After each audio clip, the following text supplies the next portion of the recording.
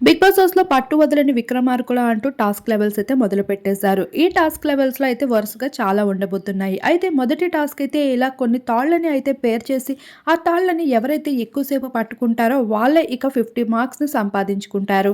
అలా మొదటిగా ఎవరైతే వదిలేస్తారో వాళ్ళు 10, ఆ తర్వాత వదిలిన వాళ్ళు 20 అలా 50 వరకు ఉంటాయి. అలానే ఈ టాస్క్‌లో ఐదుగురు పార్టిసిపేట్ చేస్తున్నారు. విష్ణుప్రియ, యశ్విని, పృథ్వీతో పాటు రోహిణి, టేస్టీ తేజ. అయితే ఈ టాస్క్‌లో విష్ణుప్రియ మొదటిగానే ఓడిపోతుంది. అలా తనైతే 10 పాయింట్స్‌ని దక్కించుకుంటుంది. ఆ తర్వాత యశ్విని, ఆ తర్వాత పృథ్వీ. ఇక ఫైనల్‌గా అయితే రోహిణి అలానే టేస్టీ తేజ మిగులుతారు. ఇక రోహిణి చివరిగా వదిలేయడంతో టేస్టీ తేజకి 50 పాయింట్లయితే దక్కించుకుంటాడు. అలా ఈ టాస్క్‌లో సంచాలకుడిగా అయితే గౌతమ్ అయితే వ్యవహరిస్తూ కనిపించేశాడు. ఇలా పట్టు వదలని విక్రమార్కుడు టాస్క్ ఎంతో ఇంట్రెస్టింగ్‌గా కొనసాగింది. ఇలా థియేటర్స్‌ని పట్టుకునే సమయంలో అయితే చాలా కష్టపడ్డారనే చెప్పుకోవచ్చు. ఇక మిగతా హౌస్‌మేట్స్‌కి కూడా వాళ్ళ సపోర్టర్స్‌ని ఎంతగానో సపోర్ట్ చేస్తూ ఇలా థ్రెడ్ గేమ్‌లో అయితే బాగా పార్టిసిపేట్ చేస్తూ వచ్చేశారు.